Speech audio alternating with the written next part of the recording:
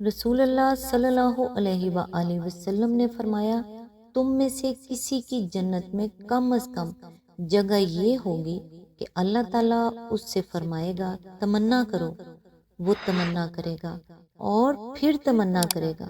اللہ اس سے پوچھے گا کیا تم تمنا کر چکے؟ وہ کہے گا ہاں۔ اللہ تعالیٰ فرمائے گا وہ سب کچھ تیرا ہوا جس کی تو نے تمنا کی، اور اس کے ساتھ اتنا ہی اور بھی۔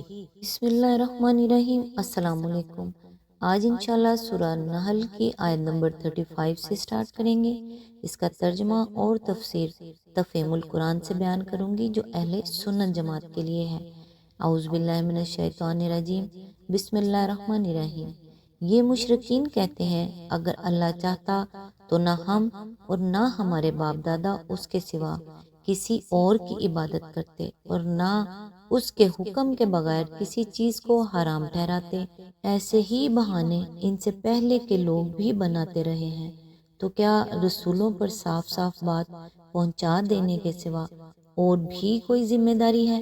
اس کی تفسیر ہے مشرکین کی اس حجت کو سورہ انعام آیت نمبر 148 سے 149 میں بھی نقل کر کے اس کا جواب دیا گیا ہے۔ وہ مقام اور اس کے حواشی اگر نگاہ میں رہیں تو سمجھنے میں زیادہ سہولت ہوگی۔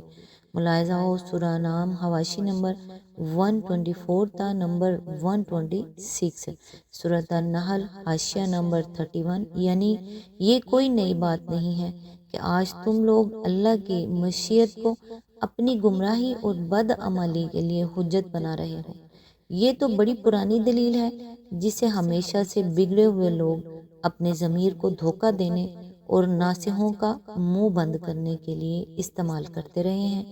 یہ مشرکین کی حجت کا پہلا جواب ہے۔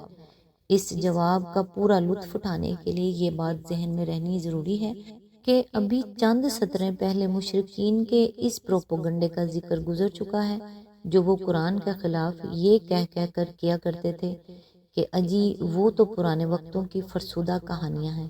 گویا ان کو نبی پر اعتراض یہ تھا کہ یہ صاحب نئی بات کون سی لائے ہیں، وہی پرانی باتیں دہرا رہے ہیں جو طوفان نوح کے وقت سے لے کر آج تک ہزاروں مرتبہ کہی جا چکی ہیں۔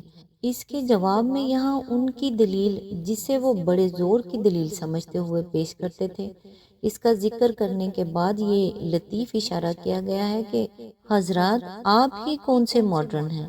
یہ مایہ ناز دلیل جو آپ لائے ہیں اس میں قطعی کوئی اوبچ موجود نہیں ہے، وہی دقیانوسی بات ہے جو ہزاروں برس سے گمراہ لوگ کہتے چلے آ رہے ہیں، آپ نے بھی اسی کو دہرا دیا ہے۔ آیت نمبر 36، ہم نے ہر امت میں ایک رسول بھیج دیا اور اس کے ذریعے سے سب کو خبردار کر دیا کہ اللہ کی بندگی کرو اور طاغوت کی بندگی سے بچو۔ اس کے بعد ان میں سے کسی کو اللہ نے ہدایت بخشی اور کسی پر ضلالت مسلط ہو گئی۔ پھر ذرا زمین میں چل پھر کر دیکھ لو کہ جھٹلانے والوں کا کیا انجام ہو چکا ہے۔ اس کی تفسیر ہے یعنی تم اپنے شرک اور اپنی خود مختارانہ تحلیل و تحریم کے حق میں ہماری مشیت کو کیسے سند جواز بنا سکتے ہو، جبکہ ہم نے ہر امت میں اپنے رسول بھیجے اور ان کے ذریعے سے لوگوں کو صاف صاف بتا دیا کہ تمہارا کام صرف ہماری بندگی کرنا ہے، طاغوت کی بندگی کے لیے تم پیدا نہیں کیے گئے ہو۔ اس طرح جبکہ ہم پہلے ہی معقول ذرائع سے تم کو بتا چکے ہیں کہ تمہاری ان گمراہیوں کو ہماری رضا حاصل نہیں ہے، تو اس کے بعد ہماری مشیت کے آڑ لے کر تمہارے اپنی گمراہیوں کو جائز ٹھہرانا صاف طور پر یہ معنی رکھتا ہے کہ تم چاہتے تھے کہ ہم سمجھانے والے رسول بھیجنے کے بجائے ایسے رسول بھیجتے جو ہاتھ پکڑ کر تم کو غلط راستوں سے کھینچ لیتے اور زبردستی تمہیں راست رو بناتے۔ مشیت اور رضا کے فرق کو سمجھنے کے لیے ملاحظہ ہو سورہ الانعام حاشیہ نمبر 80، سورہ زمر حاشیہ نمبر 20، سورۃ نحل حاشیہ نمبر 33۔ یعنی ہر پیغمبر کی آمد کے بعد اس کی قوم دو حصوں میں تقسیم ہوئی، بعض نے اس کی بات مانی اور یہ مان لینا اللہ کی توفیق سے تھا، اور بعض اپنی گمراہی پر جمے رہے۔ مزید تشریح کے لیے ملاحظہ ہو سورہ انعام حاشیہ نمبر 28، سورہ نحل حاشیہ نمبر 34، یعنی تجربے سے بڑھ کر تخلیق کے لیے قابل اعتماد کسوٹی اور کوئی نہیں ہے۔ اب تم خود دیکھ لو کہ تاریخ انسانی کے پے در پے تجربات کیا ثابت کر رہے ہیں۔ عذاب الہی فرعون و آل فرعون پر آیا، یا موسیٰ علیہ السلام اور بنی اسرائیل پر، صالح کے جھٹلانے والوں پر آیا یا ماننے والوں پر، ہود اور نوح علیہ السلام اور دوسرے انبیاء کے منکرین پر آیا یا مومنین پر؟ کیا واقعی ان تاریخی تجربات سے یہی نتیجہ نکلتا ہے کہ جن لوگوں کو ہماری مشیت نے شرک اور شریعت سازی کے ارتکاب کا موقع دیا تھا، ان کو ہماری رضا حاصل تھی؟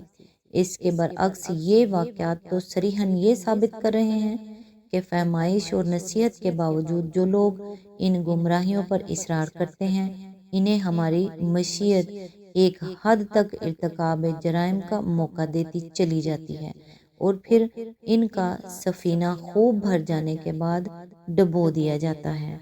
آیت نمبر 37، اے محمد صلی اللہ علیہ وآلہ وسلم، تم چاہے ان کی ہدایت کے لیے کتنے ہی حریص ہو، مگر اللہ جس کو بھٹکا دیتا ہے پھر اسے ہدایت نہیں دیا کرتا، اور اس طرح کے لوگوں کی مدد کوئی نہیں کر سکتا۔ آیت نمبر 38، یہ لوگ اللہ کے نام سے کڑی کڑی قسمیں کھا کر کہتے ہیں کہ اللہ کسی مرنے والے کو پھر سے زندہ کر کے نہ اٹھائے گا کیوں نہیں؟ یہ تو ایک وعدہ ہے جسے پورا کرنا اس نے اپنے اوپر واجب کر لیا ہے، مگر اکثر لوگ جانتے نہیں ہیں۔ آیت نمبر 39، اور ایسا ہونا اس لیے ضروری ہے کہ اللہ ان کے سامنے اس حقیقت کو کھول دے جس کے بارے میں یہ اختلاف کر رہے ہیں، اور منکرین حق کو معلوم ہو جائے کہ وہ جھوٹے تھے۔ اس کی تفسیر ہے، یہ حیات بعد الموت اور قیام حشر کی عقلی اور اخلاقی ضرورت ہے۔ دنیا میں جب سے انسان پیدا ہوا ہے، حقیقت کے بارے میں بے شمار اختلاف رونما ہوئے ہیں۔ انہی اختلافات کی بنا پر نسلوں اور قوموں اور خاندانوں میں پھوٹ پڑی ہے۔ انہی کی بنا پر مختلف نظریات رکھنے والوں نے اپنے الگ مذہب، الگ معاشرے، الگ تمدن بنائے یا اختیار کیے ہیں۔ ایک ایک نظریے کی حمایت اور وکالت میں ہزاروں لاکھوں آدمیوں نے مختلف زمانوں میں جان، مال، آبرو، ہر چیز کی بازی لگا دی ہے۔ بے شمار مواقع پر ان مختلف نظریات کے حامیوں میں ایسی سخت کشاکش ہوئی ہے کہ ایک نے دوسرے کو بالکل مٹا دینے کی کوشش کی ہے، اور مٹنے والے نے مٹتے مٹتے بھی اپنا نقطہ نظر نہیں چھوڑا ہے۔ عقل چاہتی ہے کہ ایسے اہم اور سنجیدہ اختلافات کے متعلق کبھی تو صحیح اور یقینی طور پر معلوم ہو کہ فی الواقعہ ان کے اندر حق کیا تھا اور باطل کیا، راستی پر کون تھا اور نہ راستی پر کون۔ اس دنیا میں تو کوئی امکان اس پردے کے اٹھنے کا نظر نہیں آتا۔ اس دنیا کے نظام ہی کچھ ایسا ہے کہ اس میں حقیقت پر سے پردہ اٹھ نہیں سکتا، لہٰذا لا محالہ عقل کے اس تقاضے کو پورا کرنے کے لیے ایک دوسرا ہی عالم درکار ہے، اور یہ صرف عقل کا تقاضا ہی نہیں ہے بلکہ اخلاق کا تقاضا بھی ہے، کیونکہ ان اختلافات اور ان کشمکشوں میں بہت سے فرقوں نے حصہ لیا ہے۔ کسی نے ظلم کیا ہے اور کسی نے سہا ہے، کسی نے قربانیاں کی ہیں اور کسی نے ان قربانیوں کو وصول کیا ہے۔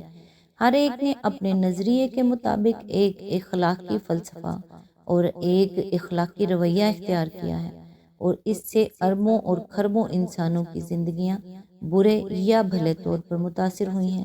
آخر کوئی وقت تو ہونا چاہیے جب کہ ان سب کا اخلاقی نتیجہ صلے یا سزا کی شکل میں ظاہر ہو۔